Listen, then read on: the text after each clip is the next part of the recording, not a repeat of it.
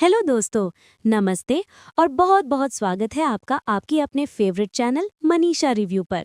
मैं हूं आपकी होस्ट और दोस्त मनीषा और आज मैं लेकर आई हूं एक ऐसी धमाकेदार अपडेट जिसे सुनकर आप अपनी कुर्सी से उछल पड़ेंगे। अगर आप भी क्यों की सास भी कभी बहू थी सीजन 2 की दीवाने हैं और वीरानी परिवार की हर एक धड़कन को महसूस करते हैं, तो आज का वीडियो सिर्फ और सिर्फ आपके लिए है। आज हम बात करेंगे उस महा एपिसोड की जिसने हम सबको रुला दिया है। हम बात करेंगे उस सीन की जिसे शूट करते वक्त खुद एक्टर्स के आंसू नहीं रुक रहे थे। और साथ ही मैं आपको दूंगी कुछ ऐसी इनसाइड खबरें जो सीधे राइटर्स रूम से लीक होकर मेरे पास आई हैं। तो चलिए, बिना किसी देरी के चाय का कप हाथ में ले लीजिए और शुरू करते हैं आज का ये इमोशनल और एक्साइटिंग सफ़र सिर्फ मनीषा रिव्यू के साथ। सबसे पहले बात करते हैं उस मंजर की जिसने आज फिल्म सिटी को हिला कर रख दिया है। दोस्तों, मैंने अपनी आंखों से देखा है सेट के बाहर फैंस की वो भीड़, वो चिल्लाना, वो पोस्टर जिन पर लिखा था वी वॉन्ट अंगद बैक। ये दीवानगी है शो की, लेकिन अंदर जो सीन शूट हो रहा था वो किसी भी दीवानगी से परे था। कहानी आज उस मोड़ पर आ खड़ी हुई है जहां किस्मत ने मिहिर वीरानी और उसके बेटे अंगद को आमने सामने लाकर खड़ा कर दिया है। आप कल्पना कीजिए उस सीन की। एक आलीशान 5 स्टार रेस्टोरेंट, झूमर की रोशनी, महंगे कालीन और हवा में अमीर लोगों के परफ्यूम की खुशबू। वहां मिहिर वीरानी दाखिल होता है, वो मिहिर जिसके एक इशारे पर इंडस्ट्री हिल जाती है। उसका रुतबा, उसका टशन आज भी वही है। लेकिन जब कैमरा पैन करता है तो हमें दिखता है अंगद, हमारा अंगद, जो कल तक इसी वीरानी एम्पायर का वारिस था, जो बोर्डरूम में बैठकर करोड़ों की डील्स फाइनल करता था। आज वो कहाँ है? वो एक काउंटर के पीछे खड़ा है। उसके बदन पर अरमानी का सूट नहीं, बल्कि एक वेटर की वर्दी है। रोहित सुचांती ने इस सीन में जान फूंक दी है दोस्तों। उनकी आंखों में देखिए, वहाँ शर्म नहीं है, वहाँ एक अजीब सी कसमसाहट है। डायरेक्टर ने जब एक्शन बोला तो सेट पर सन्नाटा छा गया। अंगद किसी कस्टमर की टेबल साफ कर रहा था। उसके हाथ कांप नहीं रहे थे, क्योंकि मेहनत की कमाई में शर्म कैसी। लेकिन जब उसने अपने पिता को दरवाजे से अंदर आते देखा, वो पल, वो 1 सेकंड का पल ऐसा था जैसे वक्त थम गया हो। अंगद छिपना चाहता था, इसलिए नहीं कि वो वेटर है, बल्कि इसलिए क्योंकि वो जानता है कि मिहिर का अहंकार उसे इस हाल में देखकर और भड़क जाएगा। वो अपने पिता को और दर्द नहीं देना चाहता था।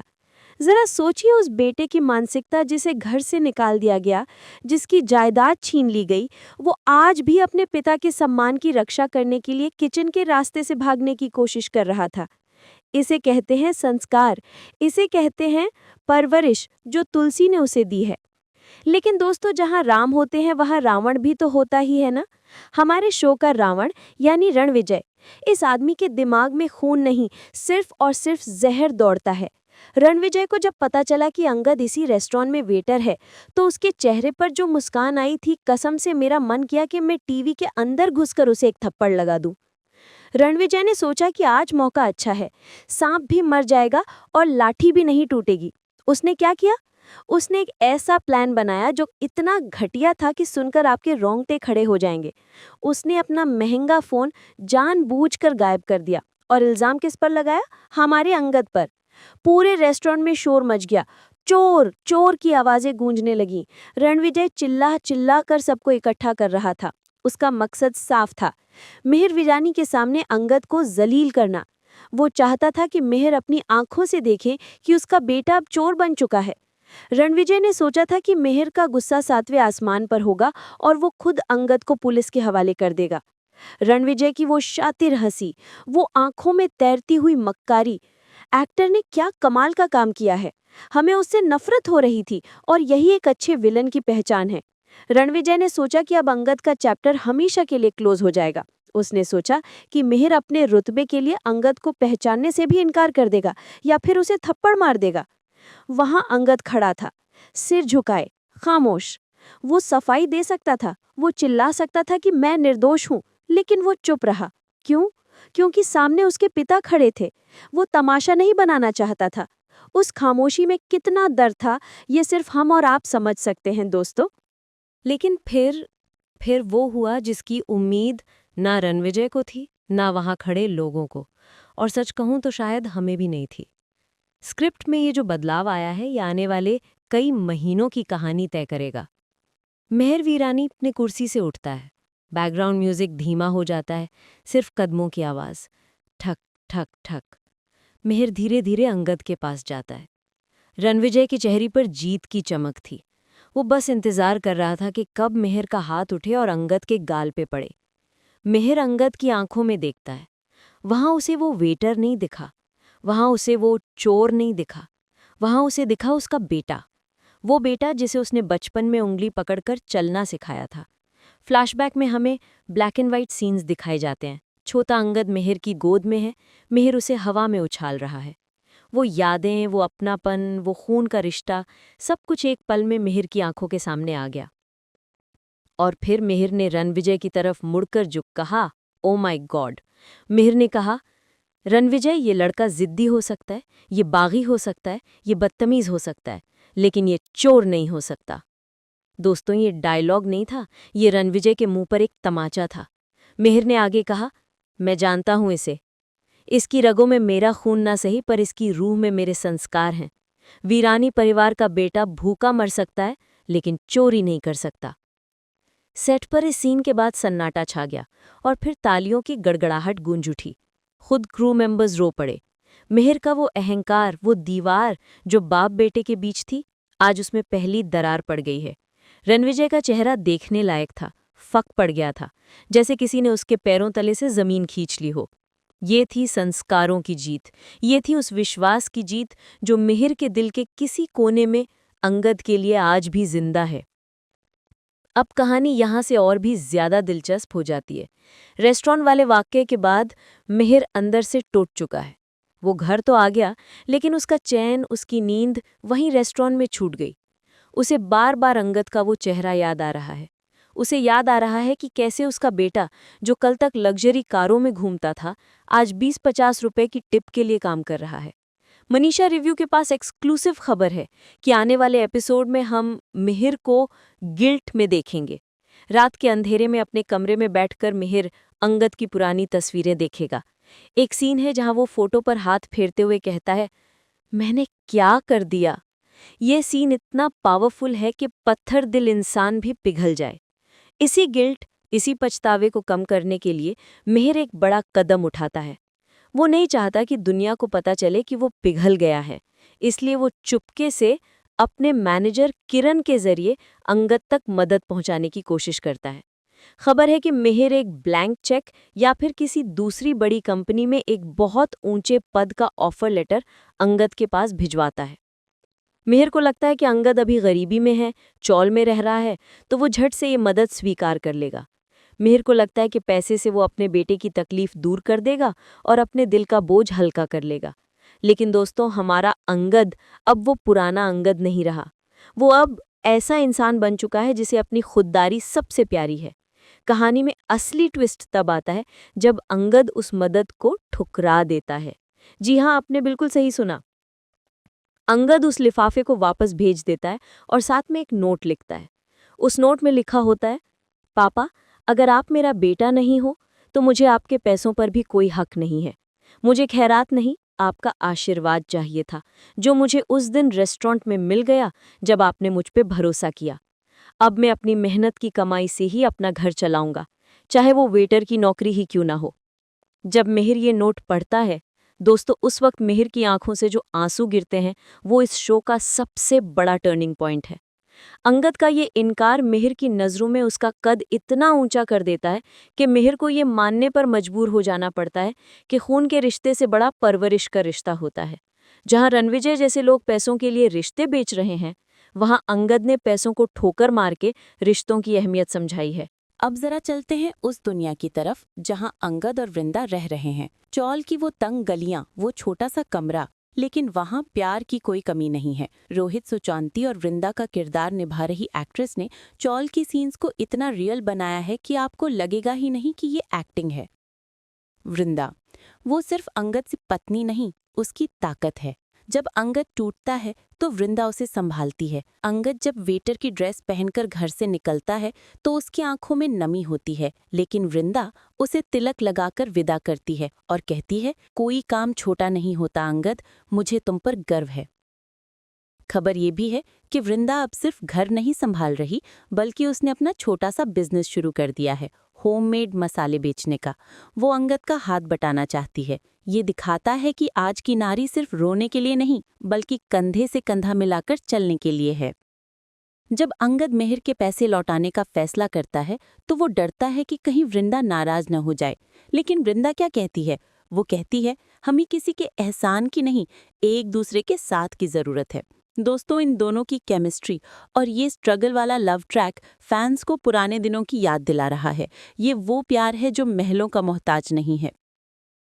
एक सीन शूट हुआ है जहां मेहर चुपके से अपनी गाड़ी चौल के बाहर रोकता है और दूर से अंगद और वृंदा को एक ही थाली में खाना खाते हुए देखता है। वो देखता है कि गरीबी है, तंगी है, लेकिन दोनों के चेहरों पर सुकून है, हंसी है। ये सीन मेहर के दिल पर गहरी चोट करता है। उसे एहसास होता है कि उसने अपने बेटे को घर से नहीं निकाला, बल्कि खुद को उस खुशहाल दुनिया से बेदखल कर लिया है। अब बात करते हैं हमारी आयरन लेडी तुलसी विरानी की। तुलसी अभी शांत दिख रही है, लेकिन आप जानते हैं ना, तूफान आने से पहले की शांति सबसे खतरनाक होती है। ऋतिक ने अंगद को फोन पर बताया था कि माँ ने शादी 15 दिनों के लिए टाल दी है। आखिर तुलसी ने ये किया कैसे? दोस्तों, मेरे खबरी ने बताया है कि शो में जो एस्ट्रोलॉजर आया था, जिसे तुलसी और शोभा ने बुलाया था, वो असल में कोई साधु महात्मा नहीं, बल्कि तुलसी का ही मोहरा था। जी हाँ, ये तुलसी की चाल थी। उसने जानबूझकर रणविजय की कुंडली में ऐसा दोष बताया कि शादी 20 दिनों तक हो ही नहीं सकती। रणविजय इस देरी से बौखला गया है, लेकिन वो कुछ कर नहीं सकता, क्योंकि गायत्री चाची, जो रणविजय की साइड हैं, वो अंधविश्वासी हैं और वो बिना मुहूर्त के शादी होने नहीं देंगी। तुलसी ने बहुत स्मार्ट गेम खेला है, लेकिन सवाल यह है कि इन 15-20 दिनों में तुलसी करने क्या वाली है? खबर पक्की है दोस्तों, तुलसी पूजा पाठ नहीं कर रही, वो जासूसी कर रही है। उसने एक प्राइवेट इन्वेस्टिगेटर को हायर किया है और उसे एक बहुत बड़ा सुराग मिल चुका है। वो सुराग है शालिनी। शालिनी, जो रणविजय की पहली पत्नी है, जिसे रणविजय ने डरा धमकाकर ब्लैकमेल करके किसी पागल खाने में या किसी गुप्त जगह पर कैद करके रखा है। पिछली बार रणविजय ने बाजी पलट दी थी, लेकिन इस बार तुलसी कोई गलती नहीं करेगी। प्लान ये है कि तुलसी और वृंदा, जी हाँ, सास और बहू की ये जोड़ी, जो अभी दुनिया की नज़रों में अलग हैं, वो सीक्रेटली एक साथ आ रहे हैं। वृंदा चौल के अपने नेटवर्क का इस्तेमाल करके शालिनी का पता लगाएगी और तुलसी अपनी पावर का इस्तेमाल करके उसे वहां से निकालेगी। आने वाले एपिसोड्स में एक जबरदस्त एक्शन सीन देखने को मिल सकता है, जहां तुलसी और वृंदा मिलकर रणविजय के गुंडों को चकमा देकर शालिनी को भगा ले जाएंगी। सोचिए वो मंजर क्या होगा जब शादी के मंडप में, जहां रणविजय परी के गले में वरमाला डालने वाला होगा, वहां सामने से शालिनी आकर खड़ी हो जाएगी। वो एपिसोड टीआरपी के सारे रिकॉर्ड्स तोड़ देगा। अब जरा बात करते हैं परी की। परी, जो अब तक रणविजय के प्यार में अंधी थी, अब उसके दिमाग की बत्ती भी जलने लगी है। रेस्टोरेंट में जो हुआ, उसने परी को सोचने पर मजबूर कर दिया है। उसने देखा कि उसके पापा, जो अंगद से इतनी नफरत करते, उन्होंने भी रणविजय की बात को झूठ मान लिया। परी अब खुद से सवाल पूछ रही है, अगर पापा को रणविजय पर भरोसा नहीं है, तो क्या सच में रणविजय कुछ छिपा रहा है? आने वाले एपिसोड में हम देखेंगे कि परी का व्यवहार बदलने लगेगा। वो रणविजय से तीखे सवाल पूछेगी और इसमें उसका साथ देगी उसकी बहन मिताली। मिताली शुरू से ही रणविजय को पसंद नहीं करती। वो परी को याद दिलाएगी कि कैसे रणविजय हमेशा प्रॉपर्टी और पैसों की बातें करता है और परी की फीलिंग्स को इग्नोर करता है। एक सीन लीक हुआ है जहां रणविजय शादी में देरी होने की वजह से परी पर चिल्ला देता है। उसका वो अग्रेसिव रूप देखकर परी डर जाती है। यही वो पल होगा जब परी का भ्रम टूटना शुरू होगा। और दोस्तों, जब परी का दिल टूटेगा तो उसे संभालने कौन आएगा? वही भाई जिसे उसने घर से निकाला था, अंगद। ओहो, अब थोड़ा रोमांस और जलन की बात भी कर लेते हैं। मिहिर वीरानी सिर्फ एक पिता ही नहीं, एक पति या एक्स हस्बैंड भी तो है। नोयोनिका और रमन की शादी की खबरें मिहिर को अंदर ही अंदर खाए जा रही हैं। मिहिर को लग रहा है कि नोयोनिका सच में रमन से शादी कर रही है और रमन उसे बिल्कुल पसंद नहीं है। रमन, जो नोयोनिका का बिजनेस पार्टनर है, वो मिहिर को जलाने का कोई मौका नहीं छोड़ता। वो मिहिर के सामने नोयोनिका के साथ फ्लर्ट करता है और मिहिर का चेहरा गुस्से से लाल हो जाता है। लेकिन असलियत क्या है? मनीषा रिव्यू आपको बता रही है, ये सब नोयोनिका का गेम है। नोयोनिका ये सब सिर्फ इसलिए कर रही है ताकि मिहिर को एहसास हो कि वो आज भी उससे प्यार करता है। एक सीन में नोयोनिका अकेले में रोते हुए कहेगी, मैं ये खेल खेल रही हूँ लेकिन मेरा दिल टूट रहा है। पर रुको दोस्तों, रमन इतना भी सीधा नहीं है जितना दिखता है। फिल्म सिटी में ऐसी अफवाह है कि रमन का कनेक्शन भी रणविजय से हो सकता है। क्या पता रमन भी वीरानी इंडस्ट्रीज को डुबोने के प्लान का हिस्सा हो। अगर ऐसा हुआ तो मिहिर को एक साथ दो झटके लगेंगे। एक तरफ दामाद रणविजय और दूसरी तरफ दोस्त रमन। बेचारा मिहिर चारों तरफ से घिरा हुआ है। तो दोस्तों, अब सवाल यह है कि आगे क्या होगा, अगले हफ्ते क्या धमाका होने वाला है। बाप बेटे का आमना सामना। हमें जल्द ही एक ऐसा सीन देखने को मिलेगा जहां मिहिर खुद चौल में जाएगा। क्या वो अंगद को वापस घर बुलाएगा या फिर अंगद अपनी जिद पर अड़ा रहेगा? शालिनी की एंट्री। क्या तुलसी शादी से पहले शालिनी को ला पाएगी या रणविजय फिर कोई नई चाल चलकर बच निकलेगा? रणविजय का सच। ऋतिक ने जो फेक न्यूज़ का प्लान बनाया है उससे रणविजय कोई बड़ी गलती करेगा और खुद अपने मुंह से सच उगल देगा। मुझे तो बस उस दिन का इंतजार है जब रणविजय को मिहिर वीरानी के हाथ का एक जोरदार थप्पड़ पड़ेगा। वो आवाज़ सुनने के लिए मेरे कान तरस रहे हैं। तो दोस्तों, ये थी क्योंकि सास भी कभी बहू थी सीजन 2 के आने वाले महा एपिसोड की पूरी कहानी और इनसाइड डिटेल्स। सच कहूं तो शो अब अपने सबसे रोमांचक दौर में है। अंगद का संघर्ष, मिहिर का बदलता हुआ दिल और तुलसी की खुफिया जासूसी, सब कुछ मस्ट वॉच बन गया है। आपको क्या लगता है? क्या अंगद को अपने पिता की मदद स्वीकार कर लेनी चाहिए थी? क्या मिहिर को अपनी गलती मांगकर अंगद से माफी मांगनी चाहिए? और क्या आप भी मेरी तरह रणविजय की बर्बादी देखने के लिए बेताब है? नीचे कमेंट बॉक्स आप ही के लिए है। अपनी राय, अपनी थ्योरीज और अपने जज्बात मुझे कमेंट करके ज़रूर बताएं। मैं हर एक कमेंट पढ़ती हूँ और रिप्लाई भी करती हूँ। अगर आपको मेरी ये मेहनत, ये इनसाइड स्कूप और ये वीडियो पसंद आया हो तो प्लीज़ इसे लाइक करना मत भूलिएगा। इसे अपने उन सभी दोस्तों के साथ शेयर करें जो वीरानी परिवार के फ़ैन हैं। और हाँ, अगर आप चैनल पर नए हैं और अभी तक सब्सक्राइब नहीं किया है तो यार क्या कर रहे हो, वो लाल वाला बटन दबाओ और मनीषा रिव्यू फैमिली का हिस्सा बन जाओ। घंटी यानी बेल आइकन ज़रूर बजाना ताकि जैसे ही कोई नई लीक या गॉसिप आए सबसे पहले नोटिफिकेशन आपके फ़ोन पर बजे। मैं हूँ आपकी मनीषा, मिलूंगी आपसे अगले वीडियो में और भी ज़्यादा मसालेदार खबरों के साथ। तब तक के लिए देखते रहिए, मज़े करते रहिए। Love you all, bye bye.